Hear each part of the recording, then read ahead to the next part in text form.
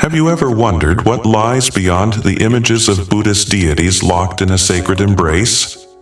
Picture this: a monk in a remote cave, chasing a truth that could change how you see the world. That monk was Tsongkhapa, the visionary who transformed Tibetan Buddhism. Why did he believe visualizing divine union, called Yab-Yum, holds the key to awakening more than any physical act? If you're new to Buddhism, this question might feel like a mystery, but it's one that promises profound answers. In this video, we'll unravel Tsongkhapa's teachings, revealing how they can light up your path to inner peace. Stay with us to discover a practice that's not just ancient but alive, waiting for you to explore. Drop a comment with your thoughts. What does awakening mean to you? Hit that subscribe button and let's dive into this journey together. The flame in the cave. Tsongkhapa's vision awakens. In the high reaches of the Tibetan plateau, where the wind hums secrets older than the mountains, a young monk named Tsongkhapa sat cross-legged in a cave, his breath visible in the crisp air. The flickering light of a butter lamp cast shadows that danced across the stone walls, as if the very rocks were whispering teachings of the Dharma. His mind, sharp as a freshly forged blade, churned with questions not of this world, but of the vast expanse beyond it. The nature of reality, the union of wisdom and compassion, the path to liberation. Why, he wondered, does the mind cling to form when the truth lies formless? Why does the heart yearn for connection when emptiness is the ultimate embrace? These questions were not mere musings, they were sparks, igniting a fire that would one day illuminate the Gelug tradition, a beacon for seekers across centuries. And at the heart of this fire lay the practice of Yab-Yum, the sacred union of male and female energies, which Tsongkhapa would come to see not as a physical act, but as a radiant vision of the mind's boundless potential. Stay with me, for this is no ordinary tale. It's a journey into the heart of awakening, where every step pulls you deeper into the mystery. Imagine yourself in Tsongkhapa's place, the cold stone beneath you, the weight of centuries of teachings pressing gently against your awareness. You're not just a monk, you're a seeker, chasing the fleeting truth that dances just beyond your grasp. Tsongkhapa, born in the Amdo region in 1357, was no stranger to this chase. From childhood, his life was a tapestry of discipline and wonder, woven with the threads of sutra and tantra. His teachers, masters of the Kadam and Sakya schools, saw in him a mind that could hold paradox like a lotus holds dew, effortlessly, yet with purpose. But it was in the quiet of his retreats, far from the clamor of monastic debates, that Tsongkhapa began to unravel the enigma of Yab-Yum, the practice that depicts the divine union of compassion, the male, Yab, and wisdom, the female, Yum. Why, he asked, do we visualize this union?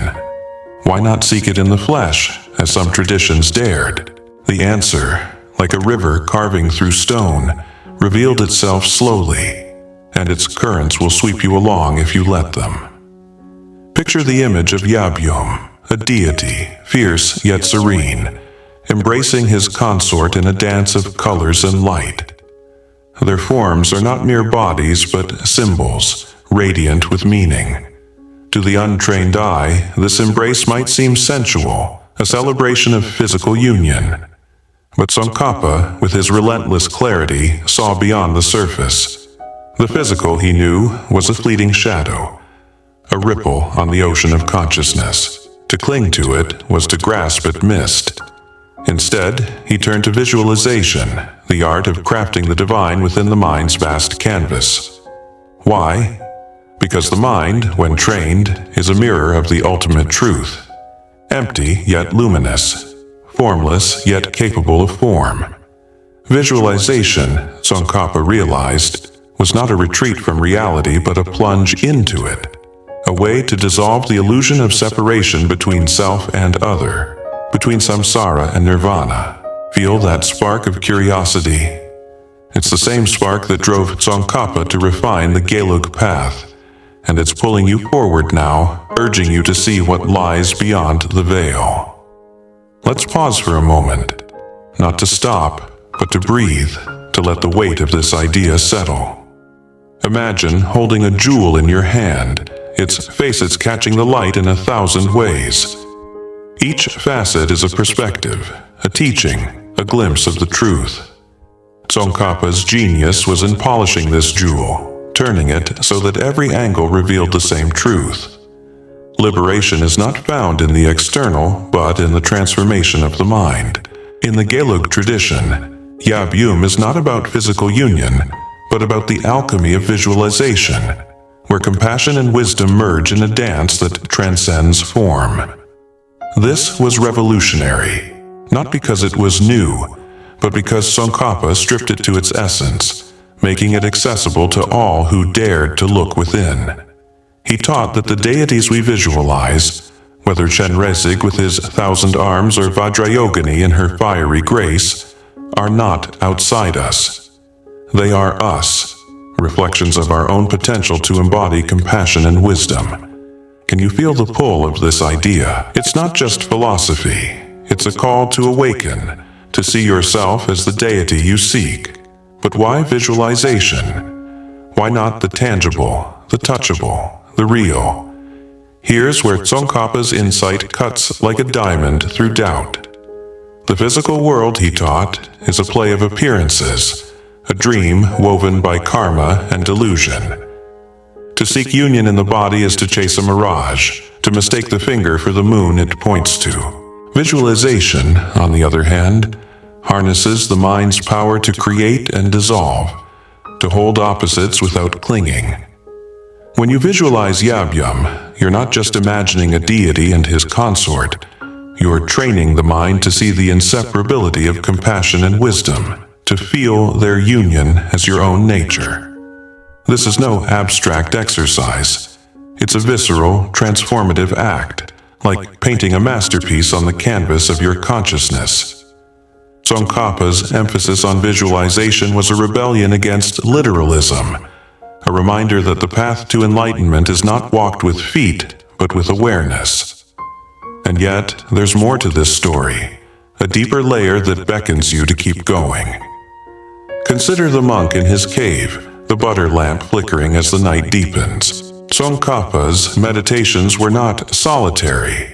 They were conversations with the lineage, with the Buddhas, with the very fabric of reality. He drew from the Tantras, those esoteric texts that map the path to awakening through symbol and ritual. But where others saw complexity, Tsongkhapa saw clarity. The Yab-Yum practice, he argued, was not about achieving some external union, but about realizing the union already present within. Compassion, Yab, is the active, outreaching force that seeks to alleviate suffering. Wisdom, Yum, is the clear-seeing emptiness that knows all phenomena as dreamlike. Together, they are the two wings of a bird, soaring toward enlightenment. To visualize them in union is to embody this truth, to become the bird yourself. Doesn't that image stir something in you? It's not just a teaching, it's a promise that you too can soar. Now, let's step closer to the heart of this practice. Visualization in the Gelug tradition is rigorous, disciplined, a craft honed through years of study and meditation. Tsongkhapa, ever the teacher, laid out a path that was both profound and practical. He insisted on the preliminaries, ethical conduct, study, and devotion, because without a stable foundation, the mind cannot hold the delicate balance of Yab-Yum. Imagine trying to paint a mandala on a shaking table. The lines would blur, the colors would spill. So, too, with the mind. Tsongkhapa's students were taught to purify their intentions, to cultivate bodhicitta, the wish to awaken for the sake of all beings, before even attempting tantric visualization. This wasn't gatekeeping, it was preparation, ensuring that when you visualize the deity, you do so with a heart free of ego, a mind clear as a mountain stream. Can you sense the care in this approach? It's not just about reaching the goal, it's about becoming worthy of it.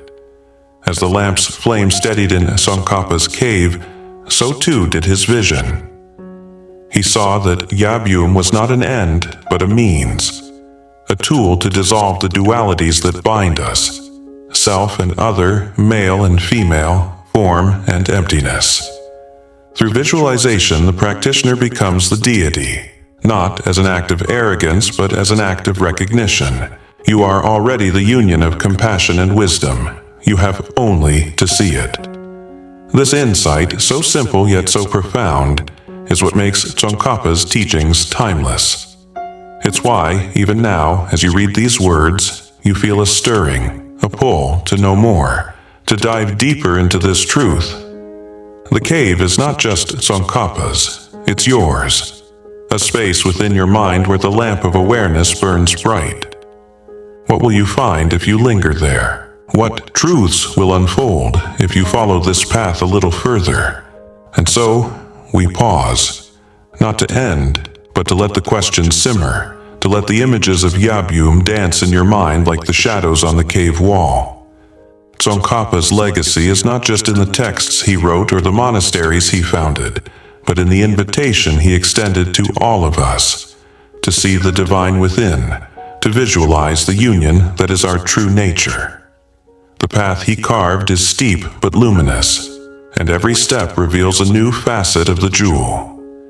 If you're still here, it's because you feel it too, the spark, the pull, the promise of awakening. Let's keep going, for the next layer of this journey is even richer, even more radiant, and it's waiting just beyond the next breath, the dance of clarity, Yab-Yum in the mind's mirror. The wind outside Tsongkhapa's cave has stilled, but within a storm of clarity rages, not the chaos of confusion, but the electric surge of insight breaking through the fog of ignorance. The butter lamp burns low, its golden light a quiet companion to the monk's relentless inquiry. You're still here, aren't you? Drawn by the same spark that kept Tsongkhapa awake through countless nights, chasing the truth of Yab-Yum, the sacred dance of compassion and wisdom. Why does this image of divine union hold such power?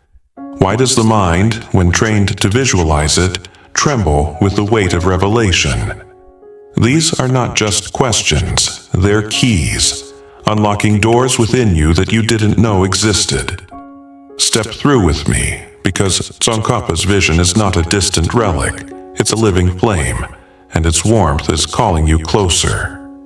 Picture Tsongkhapa now, no longer a young monk, but a master, his presence a quiet thunder in the halls of Ganden Monastery, which he founded in 1409.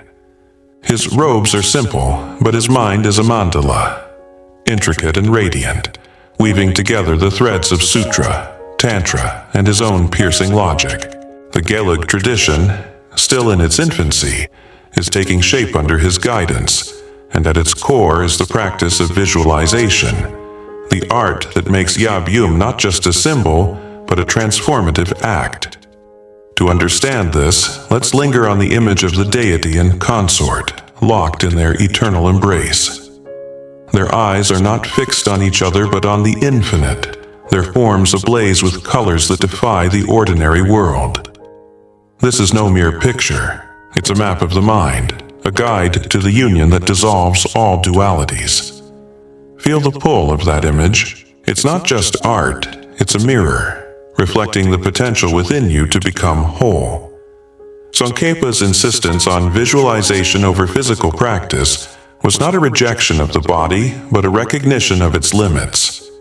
The body, he knew, is a vessel of karma, bound by time and decay. To seek the ultimate truth in physical union is to anchor yourself to the impermanent, to mistake the wave for the ocean.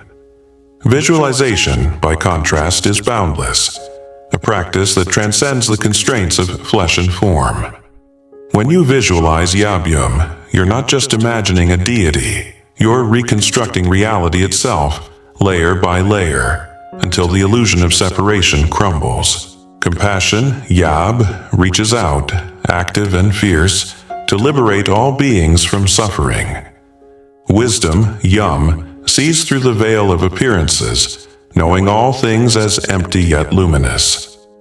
Together they are not two but one, a unity that exists beyond the grasp of words. Can you feel the thrill of that realization?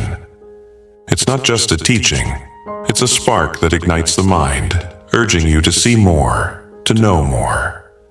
Let's take a breath, not to pause, but to dive deeper. Imagine yourself in Tsongkhapa's presence, seated among his disciples as he speaks, his voice steady yet charged with urgency. He's explaining the stages of Tantric practice, his words like brushstrokes on a canvas, painting a path to awakening. Visualization, he says, is not a fantasy but a discipline, a craft that demands precision and devotion. You begin with the deity's form. Every detail, from the tilt of the head to the hue of the skin, must be vivid, as real as the stone beneath your feet. But this is only the beginning. As you hold the image in your mind, you let it dissolve, revealing the emptiness at its core. Then, from that emptiness, you arise as the deity yourself, embodying the union of compassion and wisdom. This is the heart of Yab-Yum in the Gelug tradition. Not a distant ideal, but a lived experience, a transformation that happens within the crucible of your own awareness. Doesn't that idea stir something in you? It's not just practice, it's alchemy, turning the lead of delusion into the gold of awakening. But why, you might wonder, does this matter? Why spend years perfecting a mental image when the world outside is full of suffering, full of tangible needs? Tsongkhapa's answer is as practical as it is profound. Because the mind is the root of all experience. Change the mind, and you change the world. When you visualize Yab-Yum, you're not escaping reality, you're reshaping it, training the mind to see beyond the illusions that bind us. Suffering, Tsongkhapa taught, arises from clinging to a false sense of self, a self that sees itself as separate from others, from the divine, from the truth. Yab-Yum, in its radiant embrace, shatters that illusion, showing that compassion and wisdom are not separate from you, they are you. This is why Tsongkhapa emphasized visualization, because it's a direct path to liberation, a way to embody the truth in every moment. Feel that spark again? It's the same spark that lit up Tsongkhapa's teachings, and it's burning in you now, urging you to keep going. Let's linger here, not to rest, but to let the weight of this truth settle. Tsongkhapa's approach to Yab-Yum was not just about personal transformation. It was about the collective good. The Gelug tradition, under his guidance, became a beacon of clarity in a world often clouded by ritual and misunderstanding. He saw that tantric practices, if misinterpreted, could lead to obsession with form, with power, with desire. By emphasizing visualization, he safeguarded the practice, ensuring it remained a path to enlightenment rather than a trap of the ego.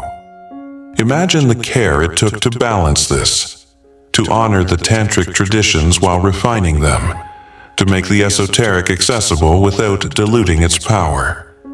This was Tsongkhapa's gift, a path that invites everyone, from the monk in the cave to the layperson in the marketplace, to awaken to their true nature.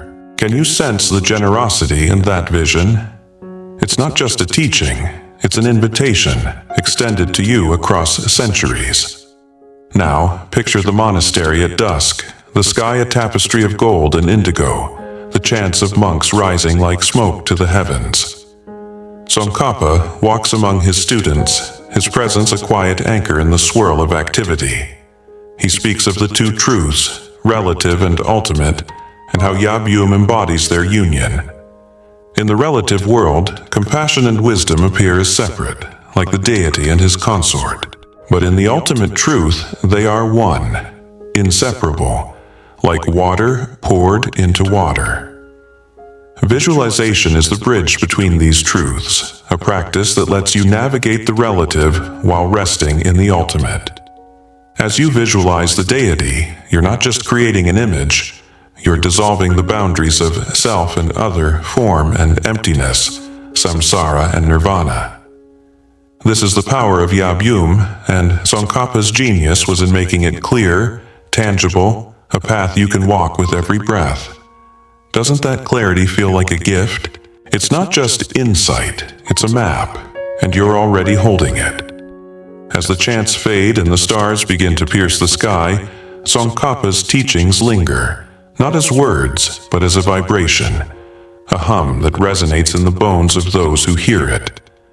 Visualization is not an escape from the world, but a way to engage with it fully, to see every moment as an opportunity to embody compassion and wisdom.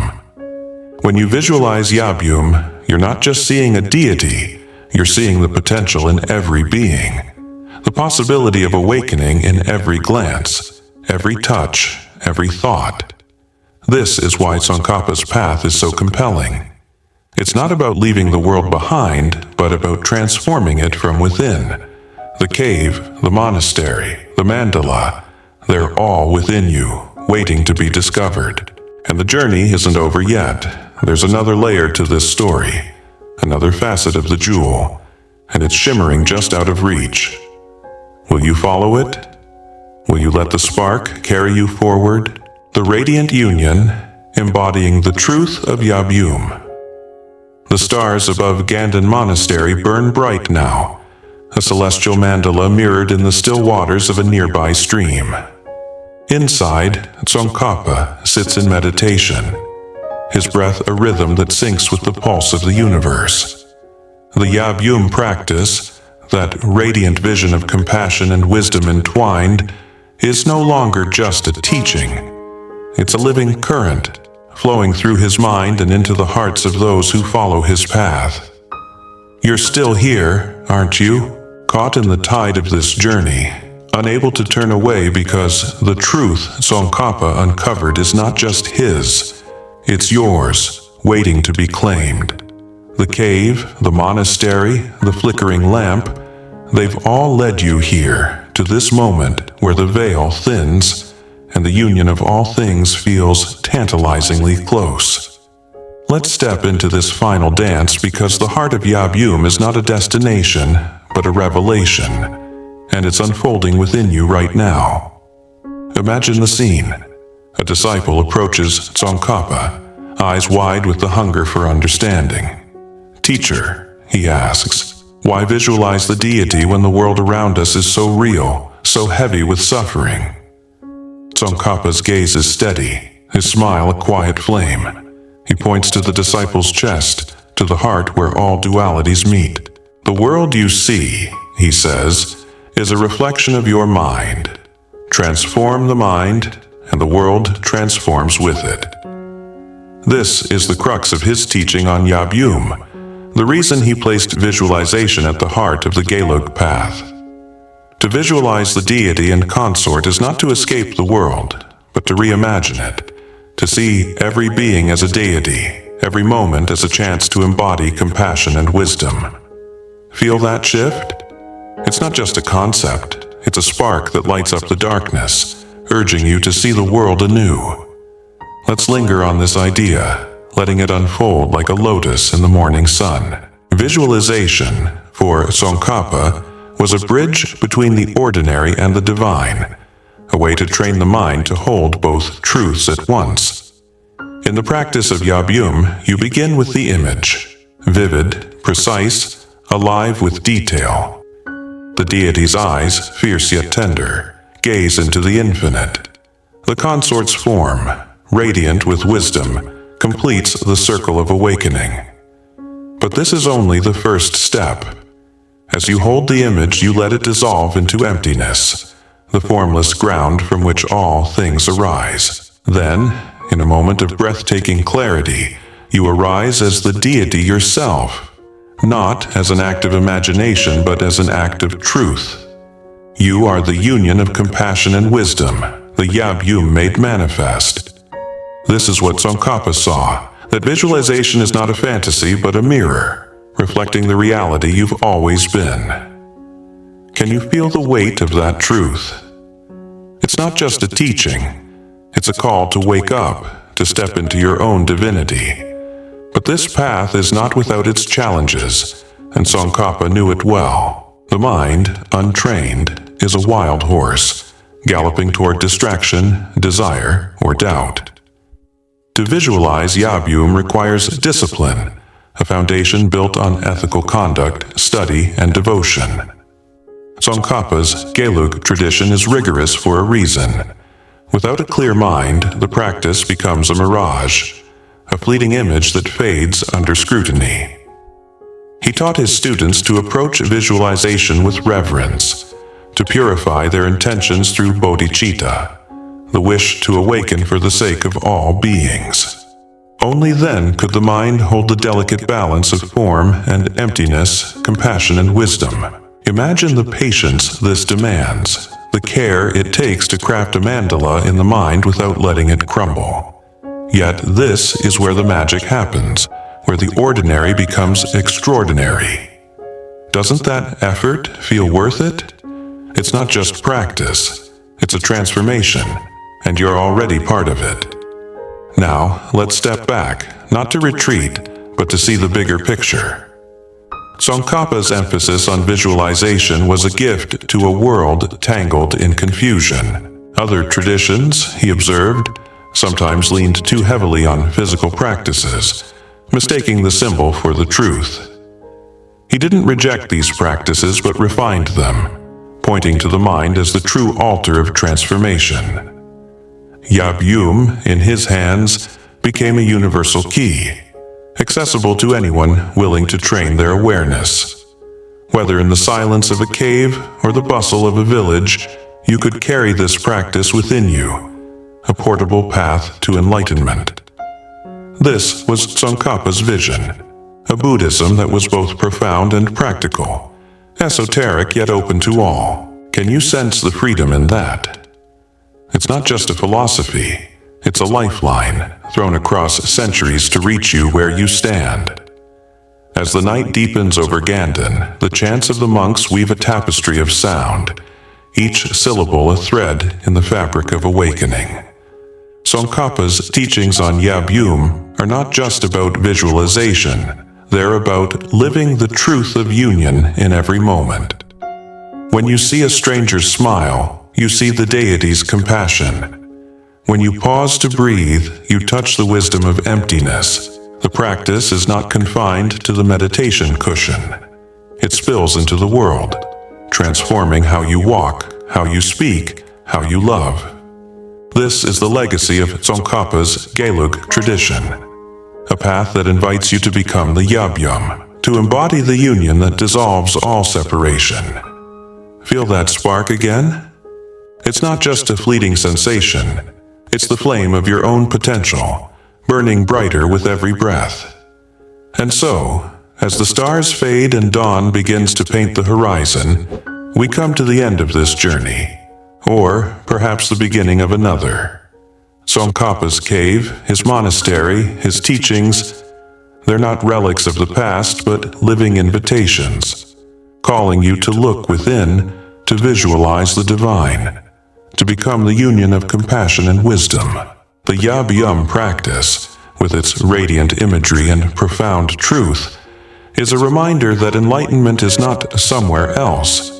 It's here, in the mind that sees clearly, in the heart that loves fully. You've walked this path with Tsongkhapa, felt the pull of his vision, seen the world through the lens of his clarity. What will you do with this spark? Will you let it fade, or will you carry it forward, letting it light your way? The choice is yours, but the flame is already burning, and the dance of Yab-Yum is waiting for you to join.